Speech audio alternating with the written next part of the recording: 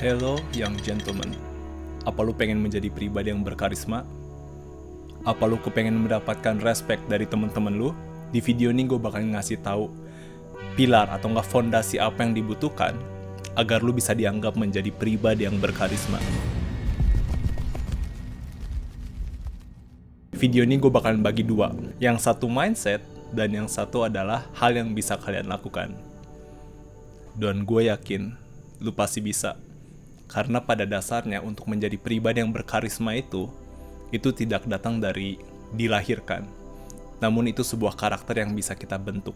Gue kepengen kalian menonton ini bener-bener dengan penuh fokus. Gue tahu attention span kalian udah bejat, namun gue percaya lu bisa menonton video ini sampai akhir. Karena apa? Untuk menjadi pribadi yang berkarisma, itu butuh fokus juga, attention juga. Mindset pertama, buat young gentleman, buat kalian.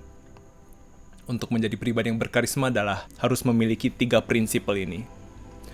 Yaitu kehangatan, kekuatan, dan kehadiran. Power, warmth, and presence. Power di sini adalah dimana ketika kita berbicara, itu memiliki kekuatan. Dimana kita bisa memberikan order atau perintah kepada orang lain. Tapi itu nggak boleh juga terlalu kayak nyuruh itu juga nggak boleh. Nanti kita akan belajar di bagaimana kita akan melakukannya. Satu hal lagi adalah kehangatan. Dan mungkin kalau misalnya orang terlalu hangat, kayak selalu bercanda, selalu ngakak, selalu menjadi bahan tawan orang, mungkin itu terdengar kayak hangat. Namun kita semua tahu orang-orang yang seperti itu, lu pasti punya kan temen yang suka bercanda terus-terusan. Itu kalau misalnya dia nggak punya power, dia akan menjadi badut. Bahan ketawaan. Oh ya udah nggak apa-apa, gue ngejek lu. Toh lu juga nggak bakalan sakit hati. Toh lu juga nggak bakalan ngelawan. Maka dari itu penting banget untuk menyeimbangkan antara power, kekuatan, dan kehangatan. Dan yang terakhir adalah presence, kehadiran. Young gentleman, gue kepengen bilang kepada lu bahwa lu butuh yang namanya presence, kehadiran. Menurut lu bisa gak jadi pribadi yang berkarisma ketika let's say lu ngobrol sama orang lain tapi lu sambil main HP? Kemungkinan dia gak bakalan fokus sama lu. Kemungkinan dia kayak, ngapain gue kasih attention gue sama dia, dia cuman main HP. Dan begitu pun juga orang-orang yang kita ajak ngobrol, kalau misalnya dia sambil ngobrol dengan kita tapi dianya main HP, mungkin kita nggak begitu respect sama dia. Karena kita bisa sadar, dia nggak punya kehadiran sama sekali. Maka dari itu kita butuh yang namanya power, kekuatan, kehangatan, dan kehadiran. Oke? Itu mindset pertama. Mindset yang kedua yang gue kepengen bilang dan gue kepengen tekanin sama lu, kalau misalnya lu yang menonton ini, halo? Kau pengen menjadi pribadi yang berkarisma adalah lu harus berani melakukan. Lu harus keluar dari zona nyaman lu. Lu harus melakukan banyak kesalahan sebanyak mungkin. Makin banyak kesalahan yang lu lakuin, makin tahu juga apa yang harus kalian improve. Dan kalau misalnya lu kenal teman-teman gue, mereka kenal gue sebagai orang yang banyak bercanda, gak bisa diajak serius dan apapun itu. Dan ketika gue ngerasa cringe sama diri gue sendiri, gue sadar apa yang harus gue lakuin. Dan di situ kita akan tahu kayak, gue harus ngomong seperti apa yang baik kayak gimana, gue nggak boleh ngomong seperti apa. Itu taunya dari eksperimen. Gue bersyukur dulu gue cringe, gue belajar untuk bagaimana cara berbicara, bagaimana cara untuk diam seperti itu, hanya karena gue ngelatih diri gue sendiri. Kalian bisa mau memulai diri kalian untuk berbicara kepada orang lain. Berani untuk mengemukakan pendapat kalian. Karena menurut gue, dan ini mindset gue menurut gue untuk menjadi pribadi yang berkarisma adalah bahwa kalian gak perlu takut untuk ngerasa salah dan gak ada kemungkinan buruk yang akan terjadi. Kalau misalnya lu mengatakan kalimat yang mungkin ya dalam jangka aman gitu ya, itu gak ada hal buruk yang terjadi. Jadi ada baiknya kita lakukan, ada baiknya kita coba. ada baiknya kita eksperimen. Karena menurut gue orang yang berkarisma itu dia nggak takut untuk berbicara. Dia nggak bakalan berpikir, gue harus ngomong ini nggak ya? Ini gue ada lawakan tapi gue ngelawak apa enggak ya? Orang yang berkarisma dia tahu kadarnya, dia tahu posisinya, kapan harus berbicara, harus bisa well spoken juga. Jadi gue berharap kalian bisa mencoba untuk melangkah keluar dari zona nyaman kalian. Oke, kita akan memasuki actionable step. Hal apa yang bisa kalian lakukan?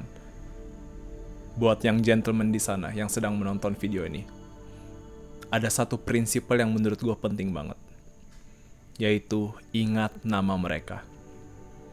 Nama itu adalah sebuah instrumen atau nggak sebuah nada yang paling enak banget buat didengar ketika kita mengucapkan nama mereka.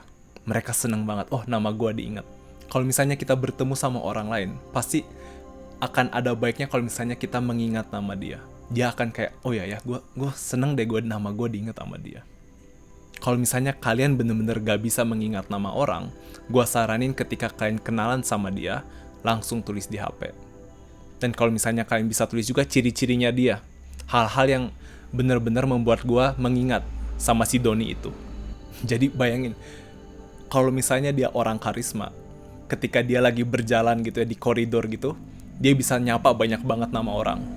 Halo Doni, apa kabar? Gitu-gitu. Oke, lewat tos gitu. Hai Jimmy, apa kabar? Lagi sibuk ngapain? Gini-gini, ngobrol-ngobrol. Pindah lagi ke tempat lain, ngobrol lagi, sebutin nama lebih familiar.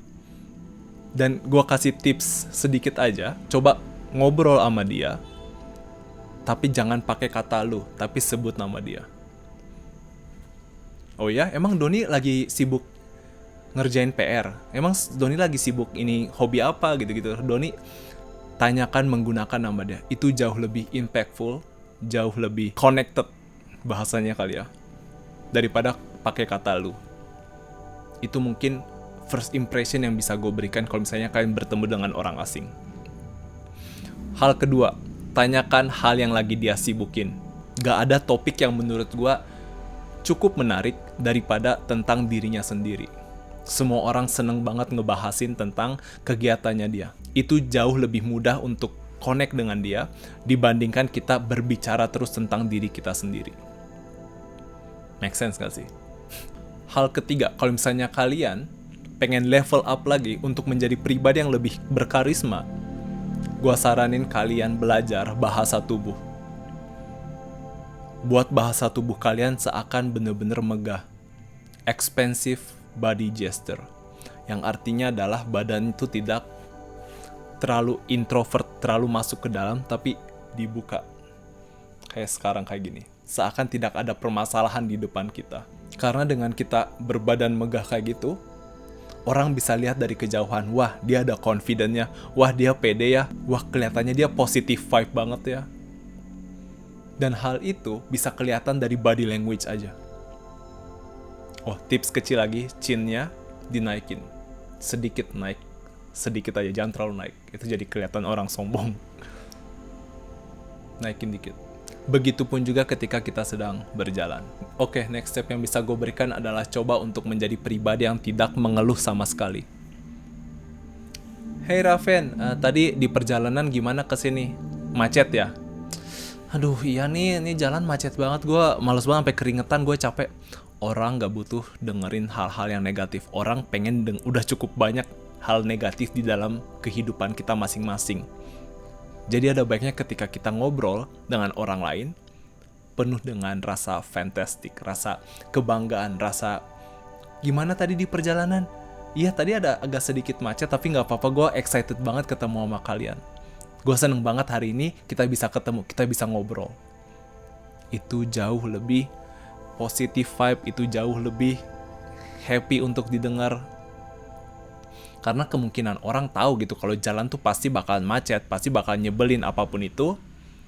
Tapi ada baiknya ketika kita membawa diri kita sebagai pribadi yang enggak kok, tadi fun banget, tadi seru banget, tadi ketemu sama ini apa-apa gitu.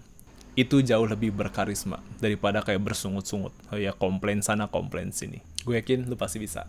Bye-bye.